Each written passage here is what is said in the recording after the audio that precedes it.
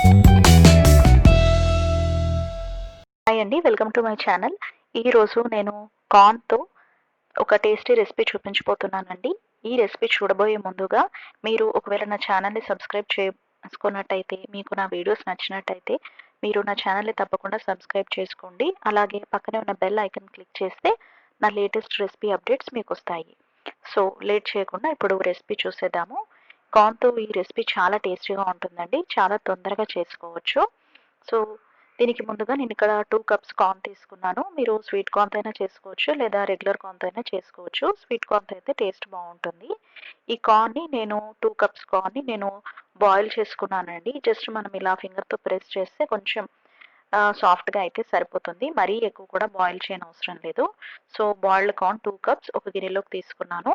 ఇప్పుడు ఇందులో నేను ఒక పెద్ద సైజ్ ఆనియన్ని చిన్న ముక్కలుగా కట్ చేసుకున్నాను. అన్ని చిన్న పీసెస్‌గానే కట్ చేసుకోవాలండి. ఇప్పుడు నెక్స్ట్ ఒక పచ్చిమిరపకాయ వేస్తున్నాను, చిన్న పీసెస్. నెక్స్ట్ ఒక టొమాటో.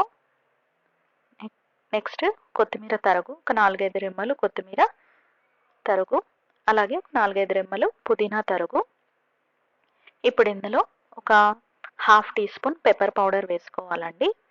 అలాగే ఒక హాఫ్ టీ స్పూన్ కారం, ఒక half teaspoon chaat masala. Chaat masala compulsory వేయాలి, అప్పుడే మనకు మంచి టేస్ట్ వస్తుంది.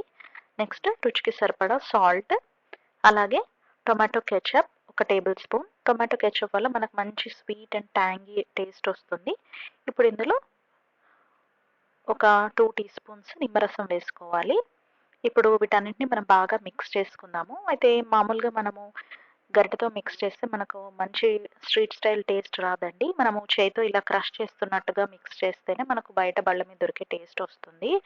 ఈ కార్న్‌లోకి ఈ onion, green chilli and tomato, పుదీనా ఇవన్నీ వేసాం కదా! వీటి టేస్ట్ అంతా కార్న్‌కి బాగా పట్టాలనమాట. క్రష్ చేస్తేనే ఆ కార్న్‌కి ఆ ఫ్లేవర్స్ అన్నీ బాగా పట్టి మంచి టేస్ట్ వస్తుంది. సో రెసిపీ రెడీ అయిందండి. దీన్ని ఒక సర్వింగ్ ప్లేట్‌లోకి తీసుకొని సర్వ్ చేస్తే ఎంతో టేస్టీ అయిన street style masala corn recipe ready అయింది. మీకు ఈ రెసిపీ నచ్చింది అనుకుంటున్నాను.